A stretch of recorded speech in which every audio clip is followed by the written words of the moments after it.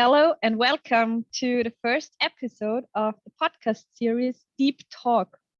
Today we focus on the second most important criterion for the evaluation of proposals applying for funding in Horizon Europe, the impact. We answer questions such as how to structure an impact section, what does terms such as scale and significance or potential barriers mean, how do I properly address the impact to get a better evaluation for my proposal? All these questions and beyond will be answered today by our honorable guest, Dr. Nikolaos Floratos. He is director and founder of the company Key Innovations Training and the Funding Expert Academy. He shows more than 24 years of experience in research and innovations grant applications, more than 18 years experience as European Commission expert and evaluator of Horizon Europe and Horizon 2020 proposals, and also the programs far beyond, and more than 13 years as research and innovation coach and trainer. As a consultant, personal trainer, and coach, he has supported hundreds of individuals already and organizations on managing EU funding. As an expert on behalf of the European Commission on evaluating and reviewing research and innovation projects and proposals continually since 2003, he has frameworked what works and what doesn't work successfully in European funding programs. Also, what I think is really nice to have for us as research managers, but also for researchers, he published the ebook, Who Are the Champions in Horizon 2020 and What You Can Learn from Them. You will also find the link for this publication in our short notes of the podcast series afterwards. And I like the mission of Nikolaos. His mission is to transform individuals into better persons and professionals via training and coaching. With this, it's my pleasure to warmly welcome you, Dr. Floratos. We are very happy to have you here today, and I'm very looking forward to our interview about the impact in Horizon Europe. Katrin, thank you for the wonderful introduction. I think it's the first time that someone introduces me that extensively and that nicely. I really appreciate it. And thank you for the invitation to participate in this podcasting series. You're very welcome. I suggest we directly start with our interview question number 1. Of course. And this is to give an overview about what the impact actually is. So as an expert yourself for the EU Commission, could you explain to us in short what the EU Commission really means by showing a pathway towards impact? Okay, very good question, Katrin. Actually, as some of our listeners might be aware, impact has changed since Horizon 2020. First of all, it received by far more significance. And secondly, impact has to be measured.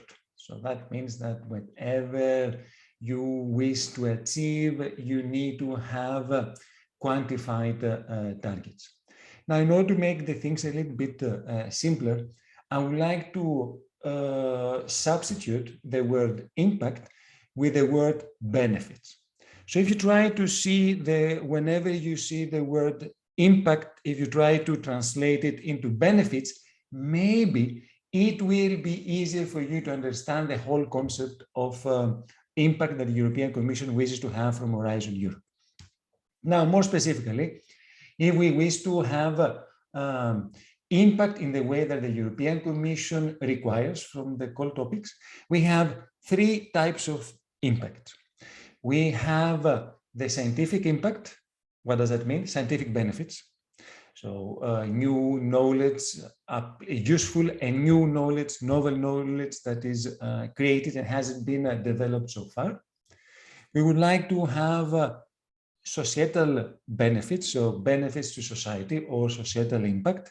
In that respect, we would like to know what kind of benefits can be created from your solution and when we say benefits, measurable benefits to society. And the last and third type of benefits or impact that the European Commission requires from the calls is economical benefits. So what kind of economical benefits, in a sense, growth, increase of number of employments, new solutions penetrating the European and global market. These are things that we expect to have from any Horizon Europe European funding call. So benefits, first thing that you need to remember. Secondly, that we have scientific benefits, economical benefits, and societal benefits to society. Now, regarding the word that you used, pathway, I would like to use, because sometimes pathway can be a little bit confusing, I would like to use, instead of the word pathway, a strategy.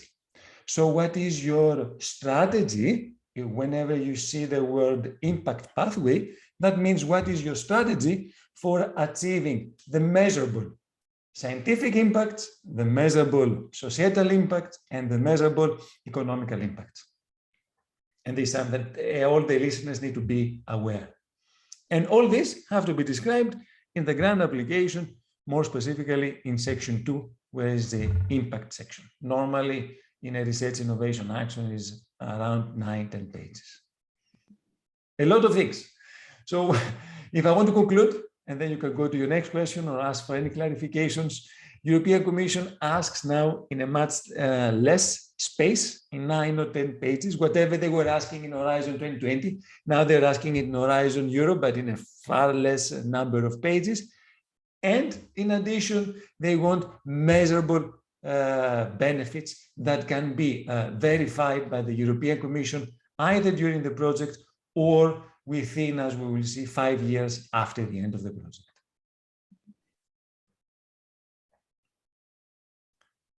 When you refer to the 3 types of impact, the scientific, the societal, and the economic, it sometimes feels hard for researchers who come from social sciences to integrate, for example, the economic impact or the economic benefits of their project.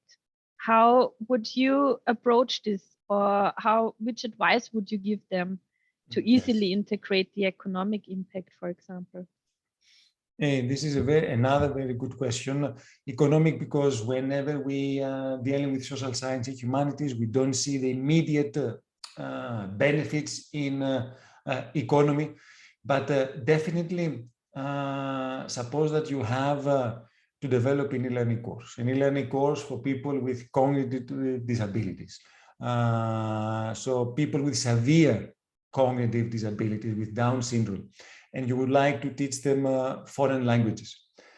So this is, of course, a solution that you might consider offering it for free, openly available, because you believe that adds value to society, and it is something that is needed. So in that respect, you don't see any immediate economical benefits from your project.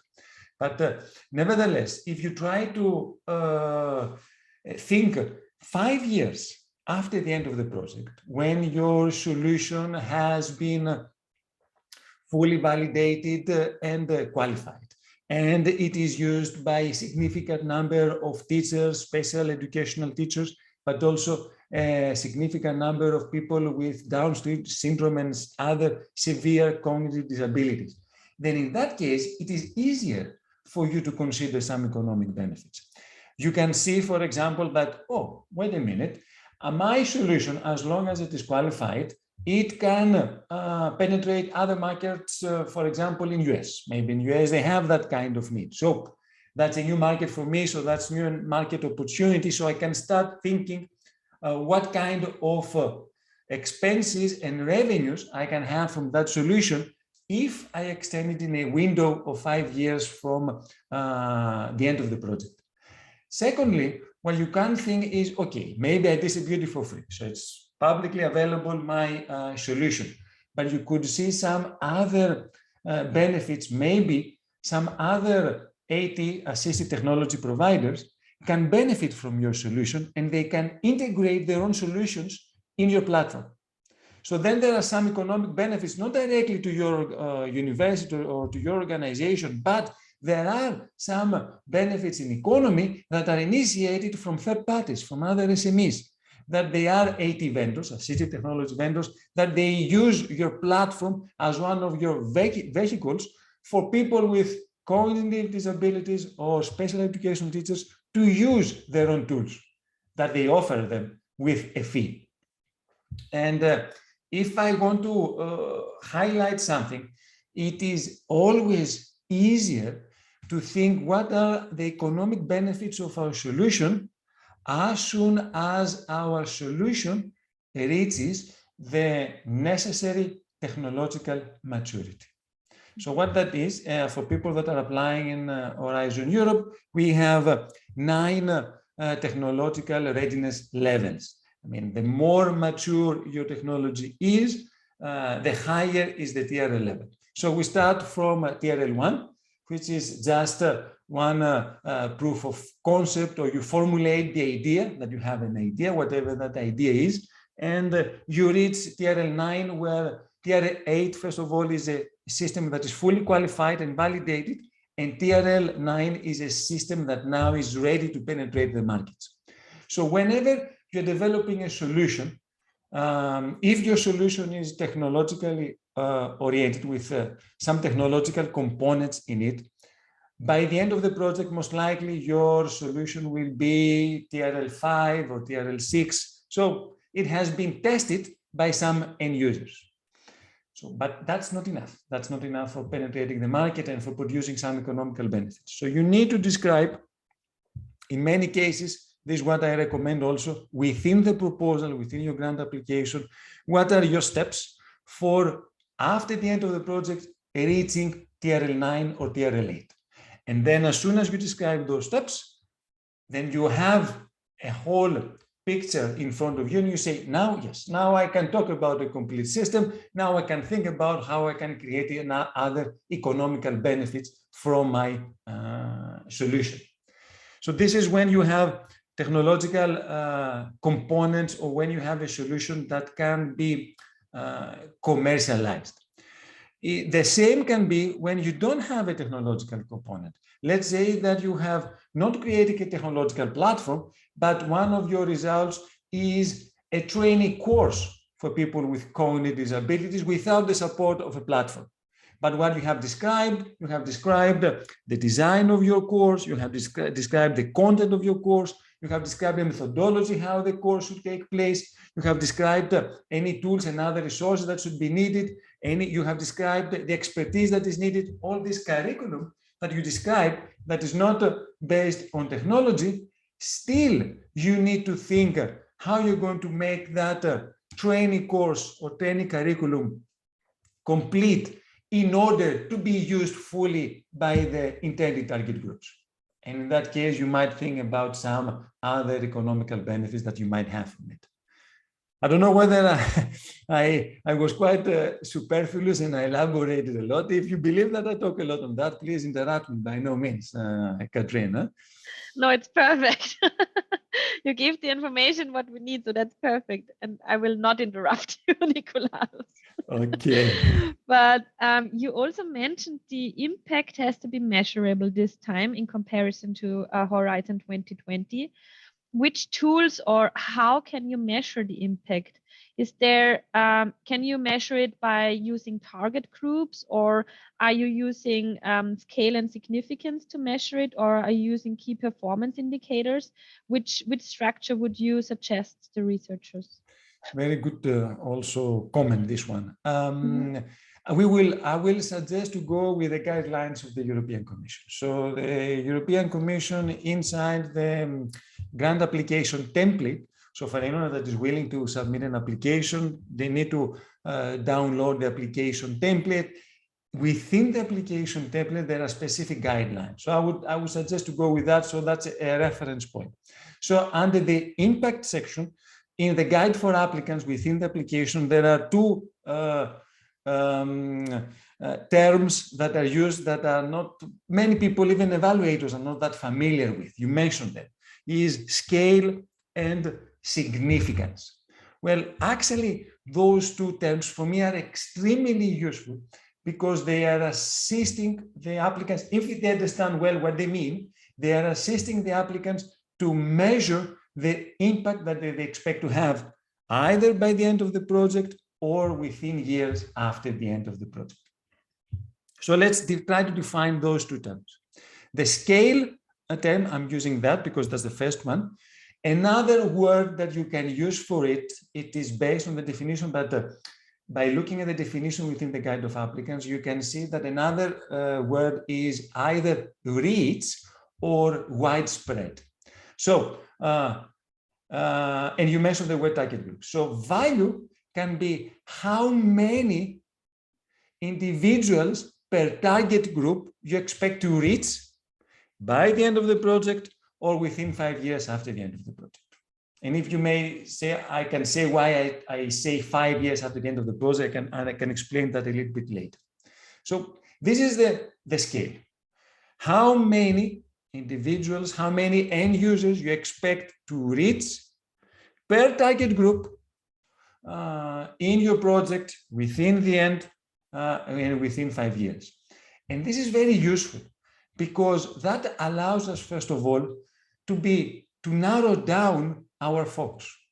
So we can say that, yes, by the end of the project, we expect to reach 100 people with Down syndrome that will test our solution, if our solution is a training course for people with cognitive disabilities to learn foreign languages.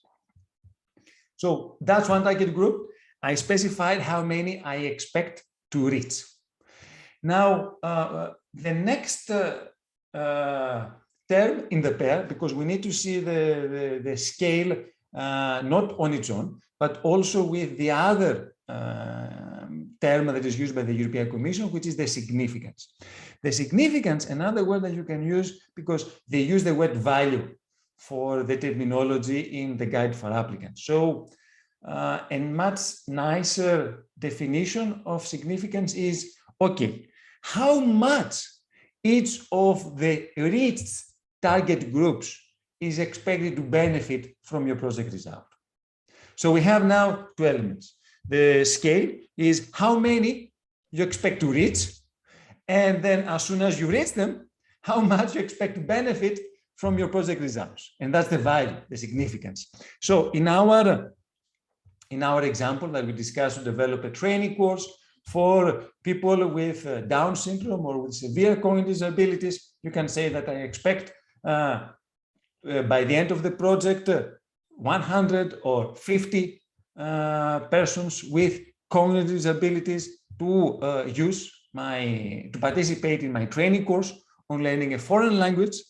And then the significance is that you expect that by the end of the project, these participants that participated to have increased the vocabulary of foreign words or of the words of a foreign language by 10%, or to know 500 more words that they didn't know before. So you can have that by the end of the project, and then you can extend that as long as you elaborate and improve your solution and your training course. You can say how much you expect the scale and the significance, the benefits to be 5 years after the end of the project. You can still say that. And if you allow me, why I say 5 years by the end of the project, if in the proposal application we have some definitions for the expected outcomes, we can say that they, based on the definition of the European Commission in the grant application, are the short-term benefits from our project results. So during or by the end of the project. And the long-term benefits, these are the expected impacts. In the application form, it doesn't specify as it is with expected outcomes during or shortly or by the end of the project. But according to Article 26, with a model grant agreement, all the applicants are subject to an impact audit to see whether the expected impacts that you promised have been fulfilled within 5 years after the end of the project. So if we want to extend it a little bit, extrapolate it, we can understand that whenever we talk about expected impact, the timeline that we can use is 5 years, since we are subject to an impact audit within 5 years after the end of the project. This is a very important point. And I heard it the first time in your training when I attended it, that in the model grant agreement, there is this expectation of 5 years after the project for the expected impact. Thank you for that. So how do I know now as researcher, what the European Commission wants me to reach with my project? So what are the expected outcomes? Where do I find them? And what are the expected impacts? Where can I find those? Okay. First of all, the expected outcomes are mentioned in the call topic description. So in the call topic description, they mention what kind of benefits you should achieve with your project results by the end of the project. However, what they don't specify, and it's up to you as an applicant to specify, is how many end users or how many from each one of your target groups you expect to reach by the end of the project. So it's up to you to specify that. And also what you need to specify as an applicant is the amount of benefit. I mean, how much they're going to benefit from your project result, this target group related to that expected outcome. So what they have is just say, these are the short-term benefits that we expect to have from the projects that are funded from this call topic. In the same manner, they specify these are the long-term benefits, the expected impacts that we expect to have from the project funded, and the expected, and the expected outcomes are mentioned in the destination. So the destination is the introduction to the calls that are related to a specific expected impact, and this is the long-term benefits from your project results. So if you allow me an advice, and I strongly advise anyone that is going to write them the impact section to pay special attention, to read very, very carefully the call topic description very carefully, as well as the introduction to that call, which is called the destination. So to understand further the expected impact and the expected outcome. And if you want me to give one more tip, in many cases, if you want to find more information about the expected impact that are not included in the work program is the official document that describes the open calls of proposals. There is another document that is called Orientations Towards the Strategic Plan. This is the foundation for formulating the open calls of proposals. If you just Google it, Orientations to the Strategic Plan of Horizon Europe, you will find it. This is a very useful document. In many cases, it contains by far more information regarding the expected impacts than what it is in the work program, so you can understand better what the expected impact is about that you need to address. Thank you for mentioning this. I will also link the orientations to the strategic plan in the short notes for you listeners then afterwards. So when we, I mean, you are now expert and evaluator since 2003.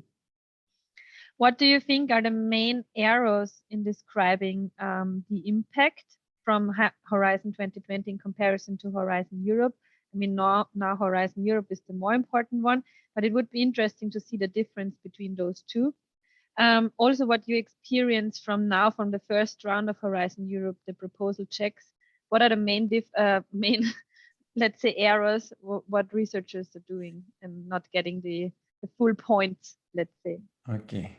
I can say to you, Katrin, that not many things have changed from the applicant's point of view between Horizon 2020 and Horizon Europe. They believe that in the same manner that you were dealing with impact in Horizon 2020, you need to deal in Horizon Europe, but in less pages.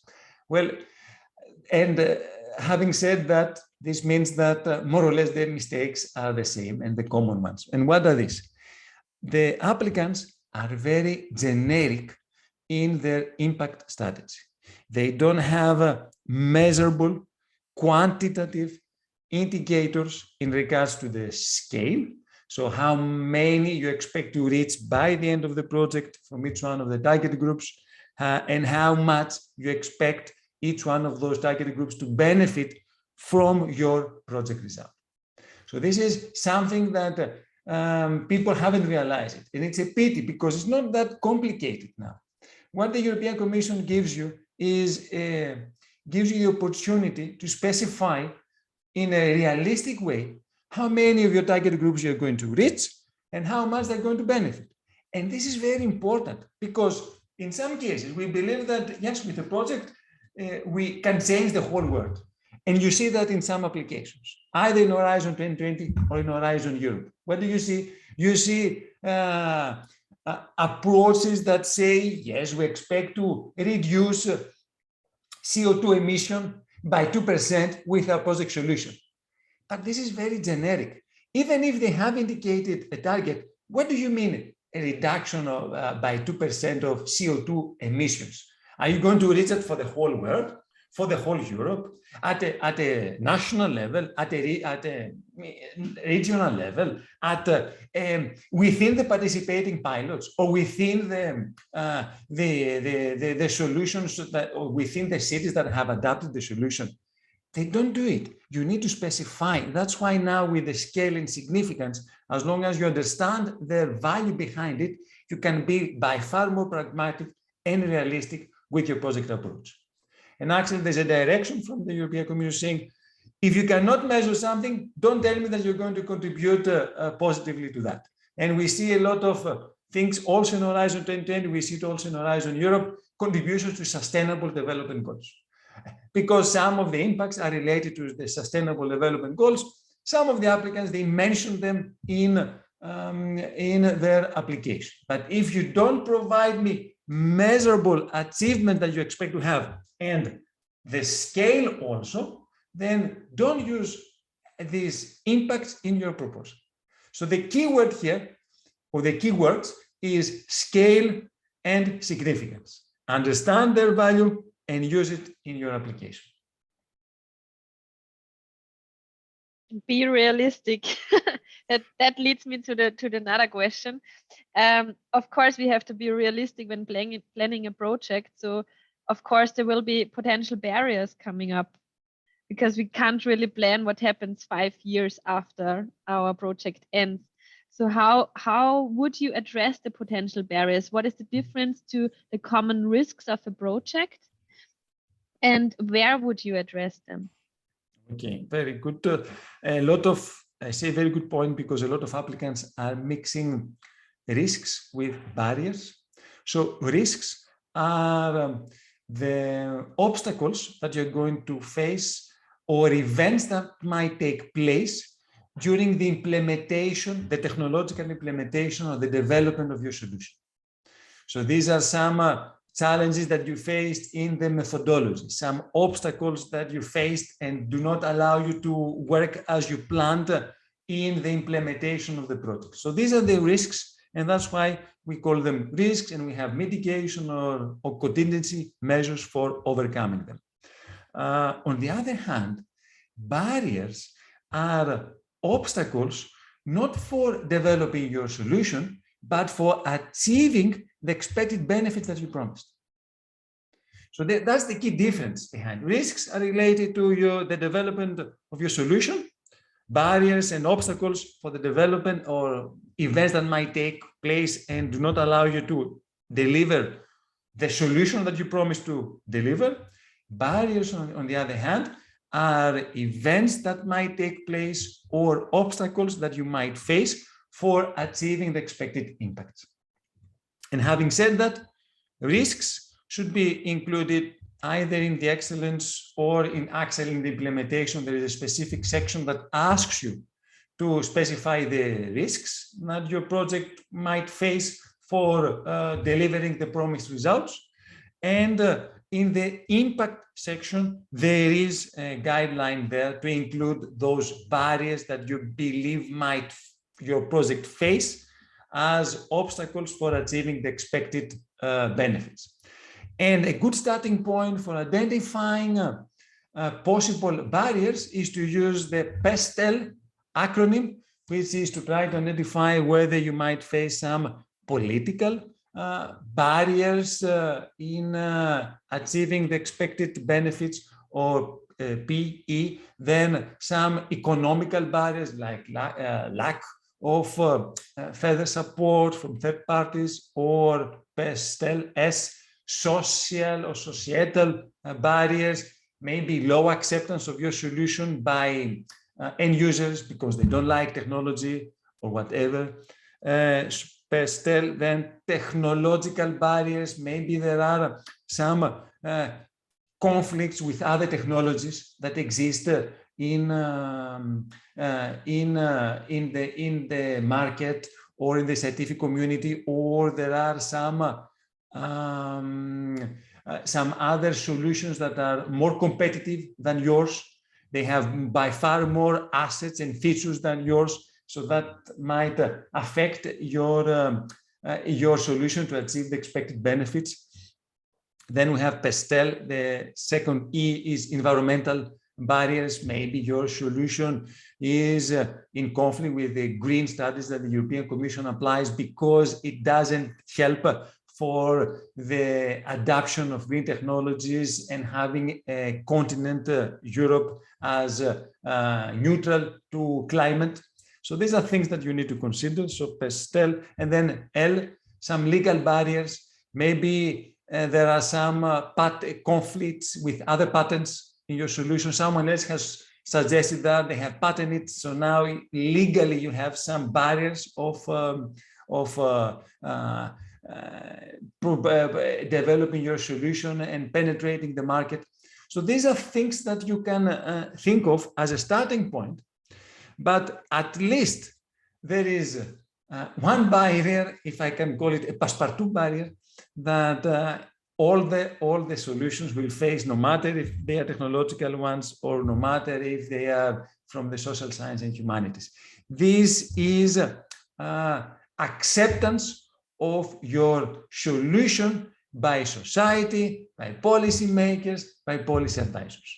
This is something that I can call it passepartout. What is passepartout? A key that fits all the locks. This is a barrier that all solutions, all projects face, at least this one.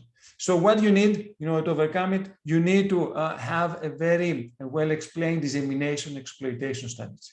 A strategy that will convince those different target groups that they might be reluctant to use your solution, whatever your solution is, to convince them of its benefits and facilitate the use from them. So at least one barrier. Now, can you call it societal barrier? Can you call it a key barrier? It's up to you. But this is one barrier that we need to see in all the proposals. So you would integrate the barriers or the solution to the barriers in the section of the dissemination and communication. Yes, the measures for overcoming those barriers are explained in detail in the dissemination and communication if we talk about that barrier. But of course, you're going to mention them. You're going to say that in the impact that we believe for achieving this expected impact, one of the key barriers is reluctance of end users to use it. Therefore, we're going to apply realistic, significant dissemination and exploitation measures. See section 2.2. You don't have to repeat it there. So you refer them to the other section. One thing that you need to be aware is, because we're limited, we don't have that many pages, don't repeat information, refer to the information whenever it is needed.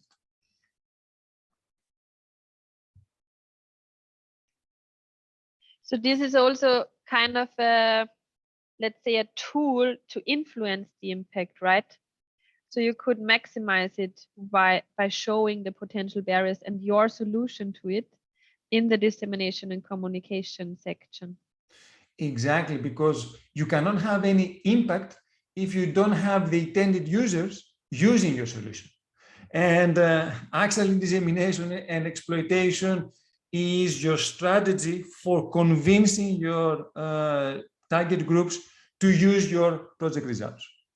And this is a fundamental one for achieving the expected impacts or even the expected outcomes. If you don't use something, you cannot have a benefit out of it. That's why they are very well interlinked. Do you think that impact can be influenced in another way, for example, by a consortium composition, by using advisory boards or integrate stakeholders as associate partners, for example? The more engaged target groups you have to the project, the easier will be to achieve the expected impacts.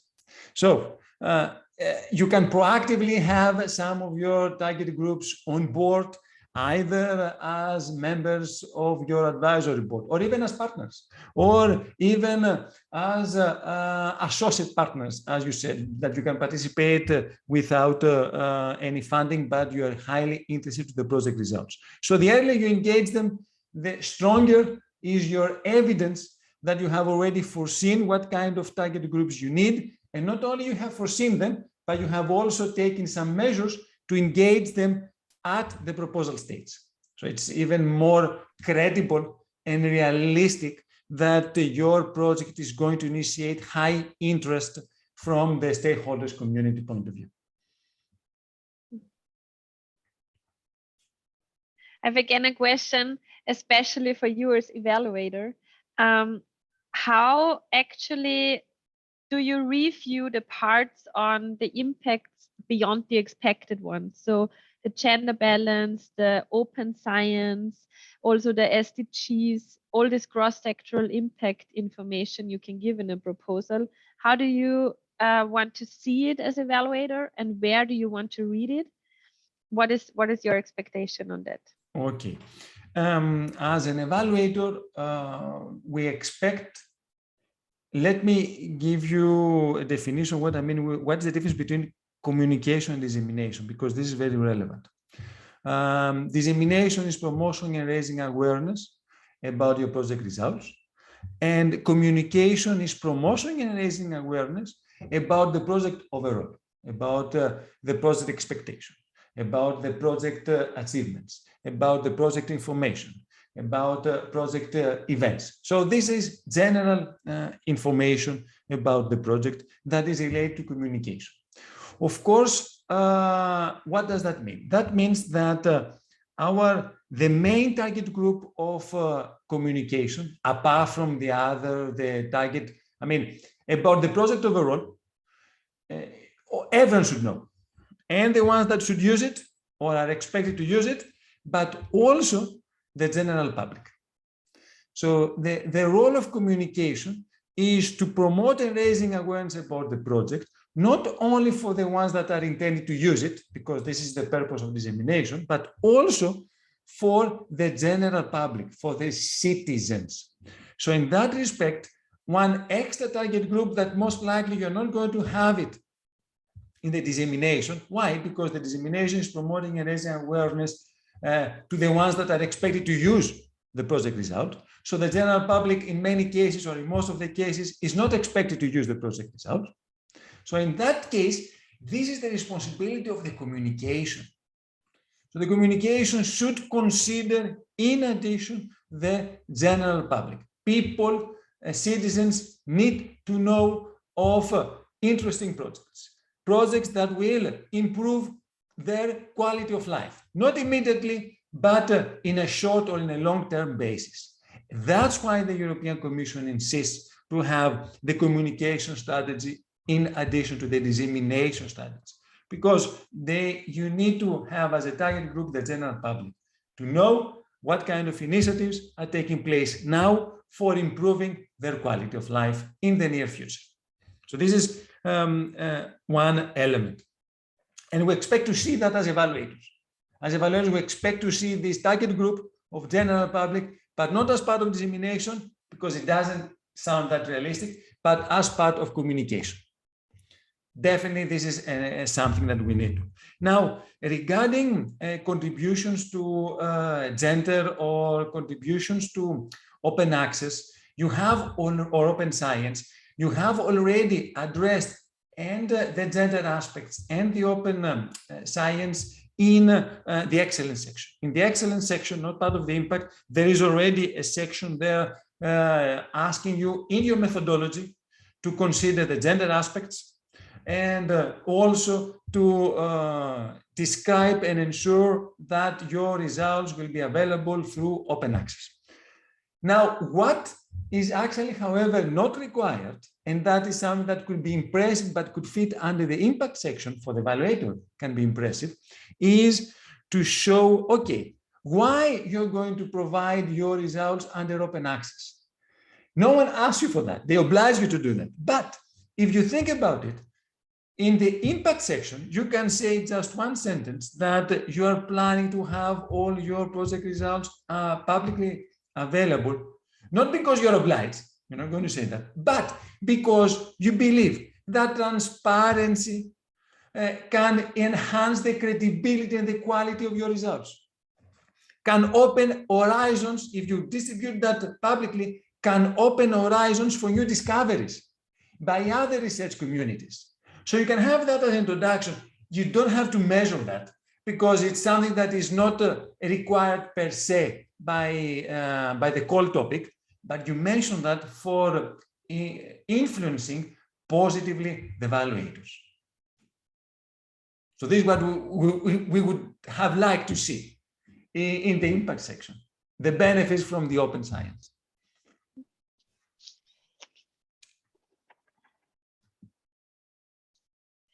My last question comes more to a hands-on approach for the impact. So in the application template, it's mentioned that it should be told in a narrative form.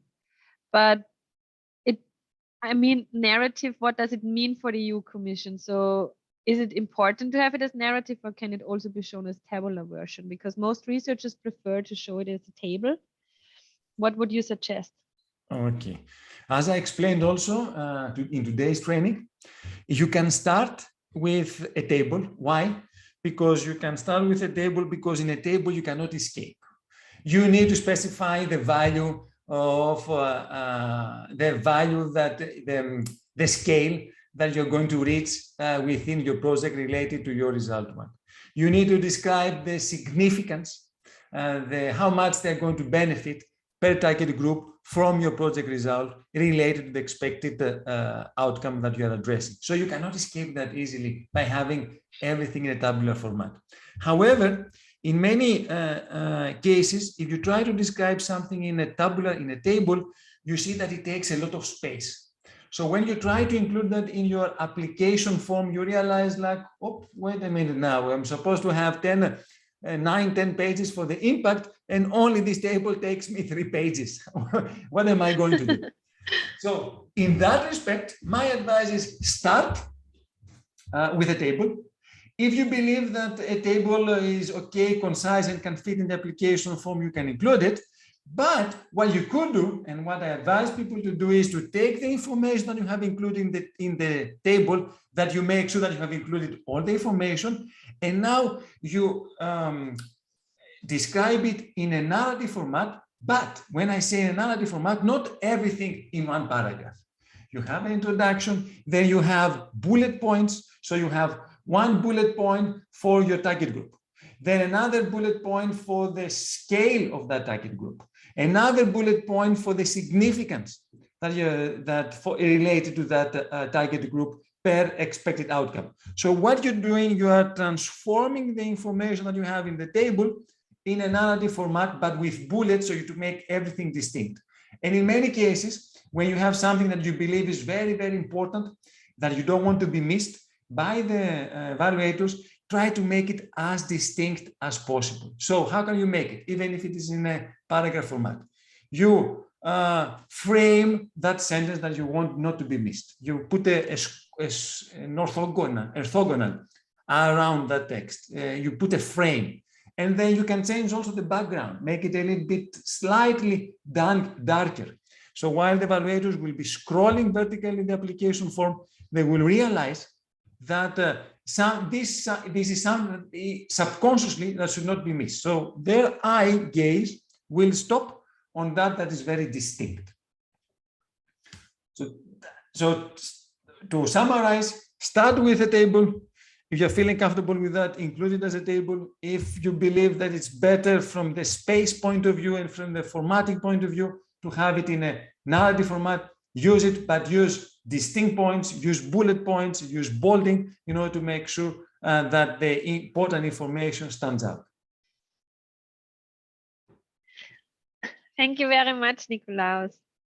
I think to summarize this very valuable information from your answers now for our listeners, I kindly ask you to provide our listeners with 5 practical quick tips on how to prepare the impact section for their proposal, no matter what research discipline. Okay, perfect. Now, number one, read very carefully the work program related text. Read the call topic description, understand what are the expected outcomes, see them as short-term benefits, understand what are the expected impacts, see them as long-term benefits within 5 years. So this is the first element, understand that. Secondly, second tip or second step, if I may say, because for me it's very important to see it also in a recipe format, try to link the expected outcomes from the call topic and the expected impacts from the call topic, from the destination, with your project results. See how your project results, formulate them, identify what kind of results your project should have in order to achieve those expected outcomes and expected impacts. So that's the second tip, or if I may say, the second step. Third step, or third tip, is as soon as you understood and you linked your expected outcomes and your expected impact with your project results, now I would like you to identify for me the reach, the scale, how many or which target groups you are going to address, which target groups, and how many by the end of the project and within 5 years after the end of the project. So this is step 3 or tip 3. Now, similarly, you need per target group to specify the significance. So how much you expect each target group that you have identified to benefit from your project result related to the expected outcome and related to the expected impact. So that's the fourth tip or the fourth step. And the fifth one is understand that dissemination and exploitation is focusing on project results, and communication is focusing on the project visibility overall, the public information, and make sure that your strategies for dissemination and exploitation are related to the project results, and your strategies for the communication are related to the project visibility. And if I can conclude with just one example. So always when in your communication, try to see, because one of the key target groups of communication is general public, try to see how you can initiate the interest of the general public to your project. And a very nice tip for that is find the focus of your project. So suppose that is dealing in our example of people with cognitive disabilities to learn a foreign language.